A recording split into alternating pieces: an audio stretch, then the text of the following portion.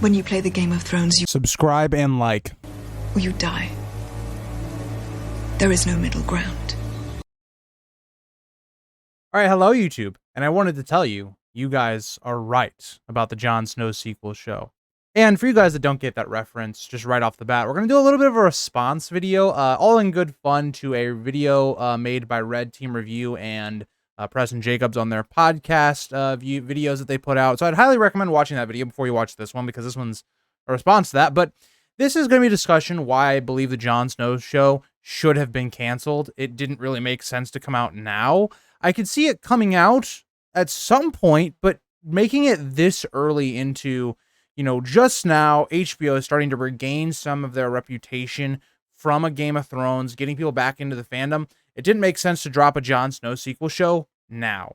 And so we're going to go through it. I want to talk about kind of why they believe we should have gotten one, why they wanted one, and kind of why I am kind of an opposite opinion. So again, a video all in good fun, not really like talking down to them or anything, but just I wanted to respond, give the kind of the other side of their argument. But before we get into the video, if you guys did want to become a Patreon or a member, you do get videos early, and I will be doing some exclusive content for House of the Dragon. So if that interests you, consider doing that. So let's get into it. So the first kind of thing they talk about in their video of why the Jon Snow sequel show should be a thing.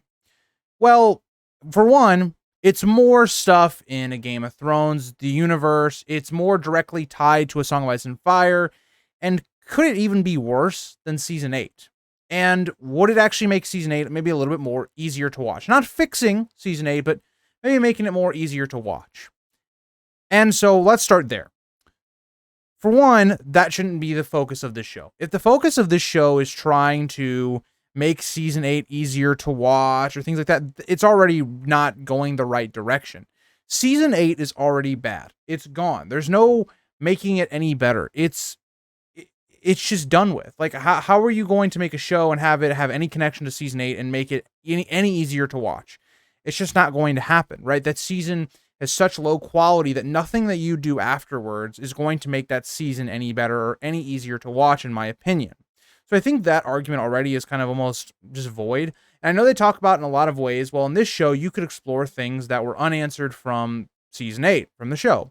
So things like, oh, where did Drogon go? Things like, what were the White Walkers doing, right? You're going to be in the North if you're doing a Jon Snow sequel show, so why don't we explore what's going on there? And all these things, like, you're connecting it directly to a Game of Thrones in a show that people hated the way that the ending worked. They hated the way the show ended. Why would people then care about plot lines following something they have already hated? It doesn't really seem to add up to me. And so that part of it, I kind of go right at it, and I'm like, I just disagree on the premise of that idea. Now, the idea of, okay, well, we're getting more Game of Thrones content. Yes, that's always cool, especially when you look at it from a biased point of view that I am a content creator. Red Team Review and Preston Jacobs, they are all content creators. The issue is, yes, it's great that we're getting more content, right? We would get more content to reviews of, have discussion points on the episodes. That's why so many content creators are very excited for House of the Dragon, because not only are we going to be doing reviews, we're going to be doing all these things, it's going to open the door for more questions, more interest from the audience, more people coming back into the A Song of Ice and Fire YouTube platform, all those things. That's a great point. That's a great point for content creators. But for an average viewer, that's not really the same point. Having more content just for more content's not always a good thing. Think about Marvel. Think about Star Wars right now. They've oversaturated the market in terms of content, and so you've had a lot of mid projects. And so what HBO should be focusing on right now, which is what I think they're doing, especially with House of the Dragon and how they've canceled so many of these other shows, is focusing on quality, not quantity, right? You want to build up this relationship with your audience once again, that everything that you drop is going to be at least of a certain good quality, like the early seasons of a Game of Thrones. And so if you had a Jon Snow sequel show, I really think the biggest risk you would run into is not that it's going to be as bad as Season 8, right? I think it's very difficult to be worse than Season 8 based upon the investment and where all of that stuff ended. This show, it's like you can't really be worse than Season 8. But the problem would be if this show is pretty mid, it's pretty forgettable, nobody cares about it really. It's not bad, but it's also not good. It's just kind of there. That would be even more detrimental, right? Because you take that trust and you throw it away. Think about what House of the Dragon's marketing is doing right now. I'm coming at this, I think, more from like a business point of view of looking into, if I'm an HBO official, if I'm someone working for HBO, I want to build up all of these things so that we have a functioning product so that even when George R. R. Martin, passes on, we can still keep going into this universe. We have so much built up that we can make new stories and we can build things into this world. So how do you do that? Well, you take easy slam dunks, right? And something I disagree heavily with in the video that they did, that Preston Jacobs mentions in the video, was he was quite worried about House of the Dragon when it came out because of the source material and because it's not told like A Song of Ice and Fire. It's not told like, you're not in characters' heads. You don't have as much investment in those characters in terms of like A Song of Ice and Fire. And so he wanted more stuff kind of related to A Song of Ice and Fire, the main story. I could not disagree more. House of the Dragon, in terms of, even before it started, I did have some, cautiousness, but I thought it was a slam dunk in terms of the Dance with the Dragons is one of the closest things you could do that would relay back to Game of Thrones. In terms of, a lot of the things are similar. The setup is almost the exact same. You have a king who's not very good. You then have a succession issue in terms of, it's a little bit different, but you have a succession issue which then causes a war and a conflict. But the difference is the Dance with Dragons has more dragons, and it's, not as many different factions. Whereas the War of the Five Kings, you have, a bunch of different factions. So in terms of that was a slam dunk to me. As long as you did it good, you stayed, for the most part, faithful and all that, boom, that was a major success. What other projects are they doing right now that are going to be slam dunks more than likely? Aegon's Conquest. I know us, the hardcore audience, are not huge fans of doing Aegon's Conquest because we know what happens, right? Aegon just kind of steamrolls everybody. But if you think about it from a business point of view, the casual viewers, the viewers that know House of the Dragon are going to love Aegon's Conquest. And even then, you can go into the First Dornish War as well, with Aegon and his sister wives going into Dorne and trying to take it over. That's a slam dunk. All of that is fantastic. That should be a great product. Just something else to add to what HBO is trying to build this universe of different shows of great quality, maybe even diving into movies. I think Aegon's Conquest would make a perfect movie instead of a show if they wanted to go that route, but I don't think they're going to. Then think about the other stuff that they've greenlit. Right now, they're greenlitting Dunk and Egg. That's a slam dunk as well. And you can't even say that we don't have great source material there, because we do, right? Those are told more in a Song of Ice and Fire style story. We're deep in these characters. We have heavy involvement with them. So what does this tell you, right? Let's put all this together. We have a product right now that they're trying to establish of good quality. They're doing the easy stuff first. Then you expand on to doing stuff like they kind of wanted to do in the past with like Nymeria, Corlys Velaryon, YT, all these stuff that's like way more minor that wouldn't draw people in. Once you have an established product, then more people are going to check that out, right? If it just has simply the tag on it from the Game of Thrones world or from Westeros or whatever, because you have that established credibility that this is going to be a good quality show. Marvel, in its peak, was having people come to the box office every single time because you needed to see what was going to happen. How was this going to connect? What Easter egg was it going to tie to Iron Man or Captain America to then get to Infinity War and Endgame? All of that intertwined itself perfectly. And that's what every single major company has been trying to replicate Marvel, how they created this interweaved world that drew so many people to it.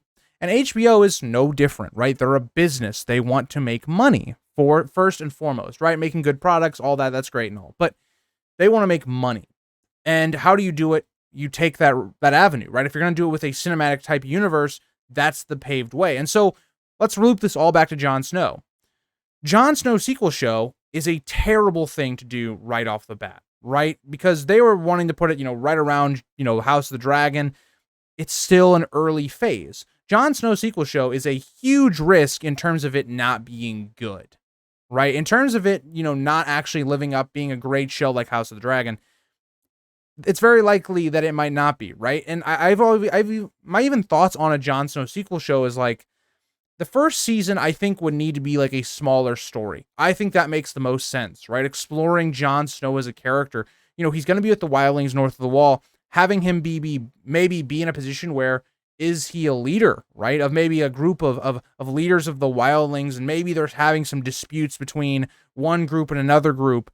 Or maybe it's Jon Snow has, because he's been a leader for so long, he wanted to take a step back and, not be that, right? And he's struggling with that idea. It could be very similar to, in a lot of ways, what we believe the Kenobi show is going to be, a deep psychology look at the character of Jon Snow, sitting back, how he's mentally just lost a step, right? And he's been beaten down by what's happened, the events of the main story, almost the exact same way as Kenobi, seeing Anakin turn to the dark side. The Jedi Order is completely gone.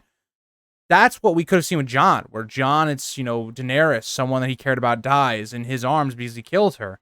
Ygritte dying in his arms, the person that he loved, and being haunted by those things. And so there's definitely room where Jon Snow Sequel Show could be good, but the problem is the interest of the show, I think, already. Think about the way, if you're looking at YouTube comments, if you're looking at the way the interest has been towards any type of announcements towards the Jon Snow Sequel Show, it's been mostly negative. So when will we see that interest there? And so that's why I think releasing it so close to the end of a Game of Thrones, reminding people about season 8 and the failures and the disappointment there, is a terrible idea. You need it to kind of grow a little bit, let it breathe, right? And so that's when I think, maybe down the road, when Aegon's Conquest stuff is getting going, and maybe that's a really good product. Dunk and Egg is, through a season or two, and House of the Dragon's kind of wrapping up. That's when I think you start to go into more of these smaller shows, if those are good, all good quality. Then you start diving into, okay, a Jon Snow, it's isolated show. And then this is the great part of it. If that first season is good, right? If the Jon Snow sequel is, it's a, very smaller form story. It's more, about itself, kind of similar to Dunk and Egg.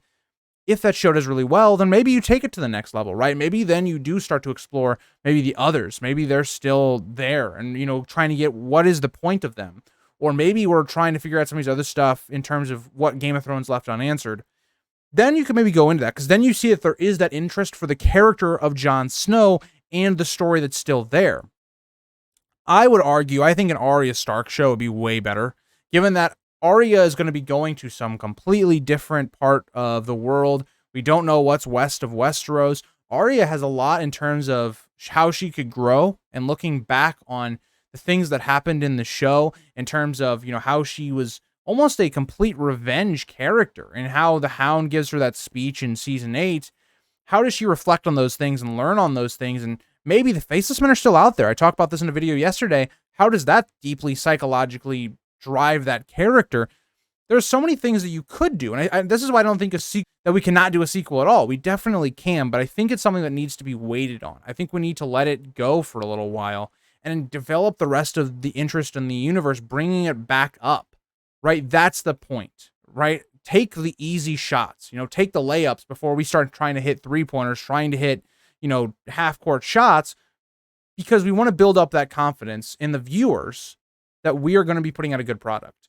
And that, I think, should be what we should be looking at for the Jon Snow Sequel Show, because the Jon Snow Sequel Show just does not make sense from a business point of view right now, in terms of wasting energy, wasting money into that show, compared to something like Dunk and Egg, compared to something like Aegon's Conquest, compared to a Aenys and Maegor show, something that I think would also be very similar in terms of the Dance Dragons, right? You have two factions kind of building up again, with like Aenys' faction and his kids, and Maegor and Visenya's faction.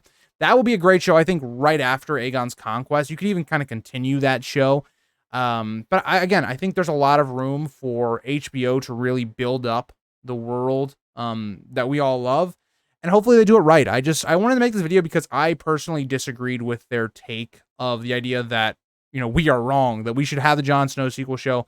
I just don't see it that way. I think I come at it more from a business point of view and thinking about what the logistics are behind that show, instead of just, oh, that would be cool to have, or, it can't be any worse type thing. But let me know what you guys think. Do you agree with me? Do you agree with Preston Jacobs? I'd love to hear your guys' thoughts. I mean, again, it's an interesting topic. I don't think anyone's right, anyone's wrong. But it's just an interesting discussion.